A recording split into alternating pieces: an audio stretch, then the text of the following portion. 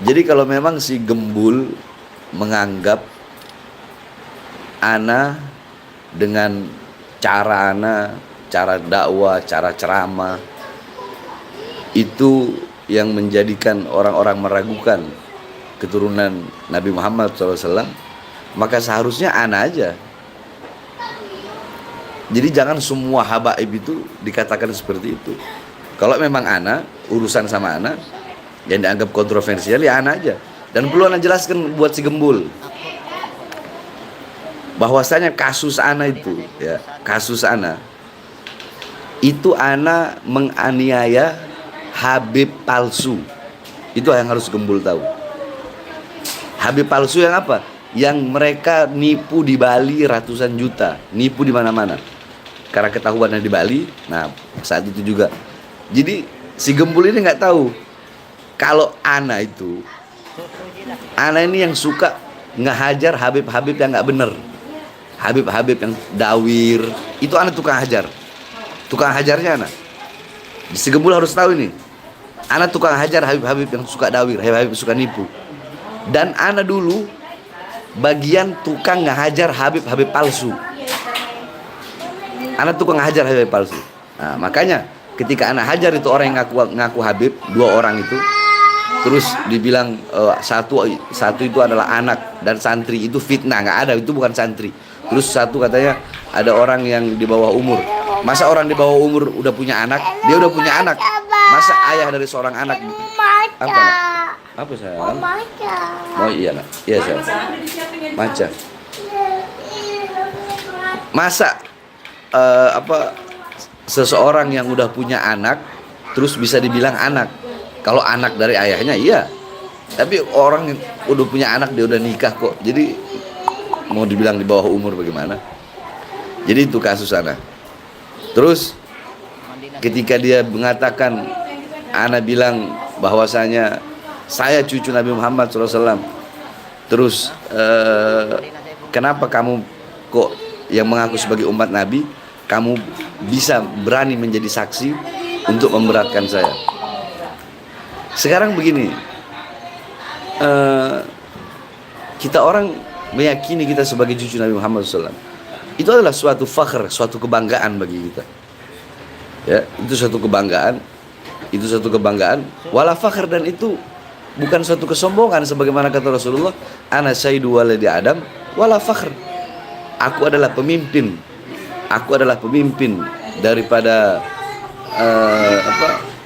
daripada seluruh manusia, wala fakhr, dan aku tidak dan ini bukan merupakan suatu kesombongan, karena suatu kebenaran.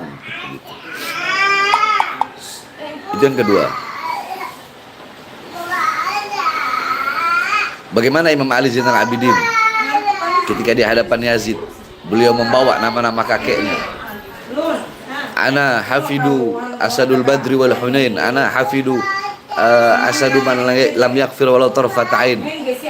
Imam Ali Zainal Abidin membanggakan kakek-kakeknya. Imam Ali Zainal Abidin membanggakan ayahnya. Kakekku adalah seorang singa perang Badar, singa perang Hunain. Kakekku adalah seorang sahabat yang tidak pernah kafir lalu sekedip mata. Itu pernah dilakukan oleh Imam Ali Zainal Abidin. Beliau membawa nama bapaknya, nama kakeknya dengan bangga. Itu begitu. Sama seperti ustadz atau kiai atau gus, mereka berbangga diri dengan abahnya yang kiai, kakeknya yang kiai. Itu gak ada masalah. Gak ada masalah, masalahnya di mana? Sama seperti si guru Gembul, dia ya kalau pendapat dia seperti itu, anak nggak ada masalah, anak nggak ada masalah. Dan ketika Robito Alawiyah, Robito Alawiyah negorana kok, bukan enggak. Dulu waktu Habib Zain bin Smith jadi ketua Robito, itu beliau datang ke lapas. Habib Zain bin Smith ketua Robito, terus Habib Muksin OT, sama Habib Abdurrahman Basuro.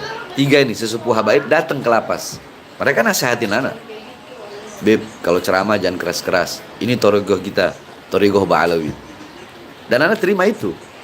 Tapi Ana dengan jalannya ana sendiri, ana jadi diri ana sendiri. Ana nggak bisa dibikin-bikin. Ceramah ana keras ya keras. Ana nggak bisa dibikin. Inilah diri ana. Ana nggak mau jadi orang munafik.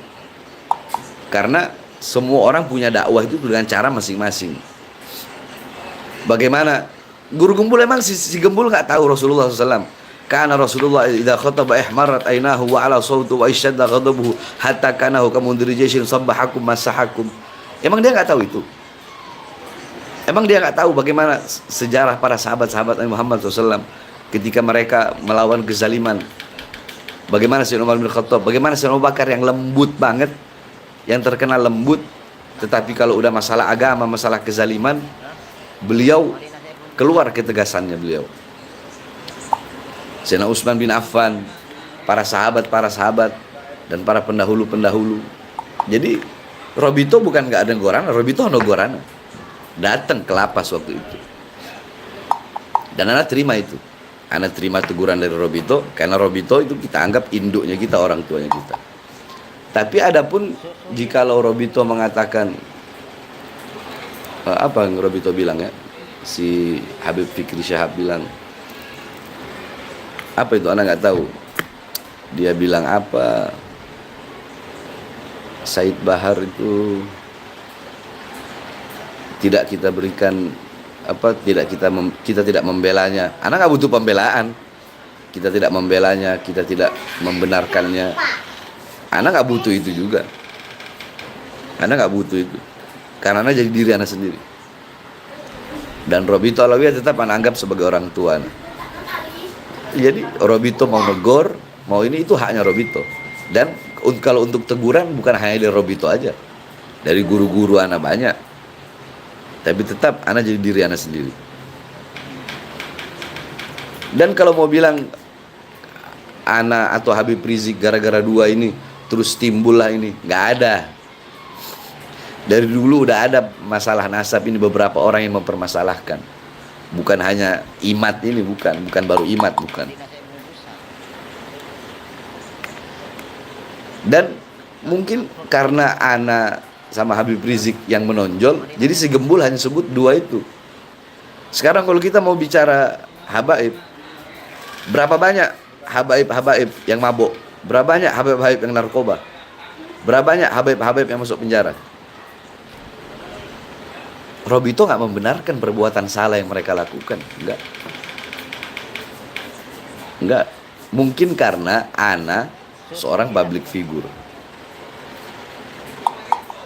Jadi harusnya dua-duanya itu harus tawasud, harus tawazun, harus ada di tengah. Dan anak gak ada urusan. Anak juga baru lihat si Gembul, anak gak kenal dia, gak tahu siapa. Anak gak ada urusan orang mau bilang apa, gak ada urusan. Bahar bin Smith tetap Bahar bin Smith.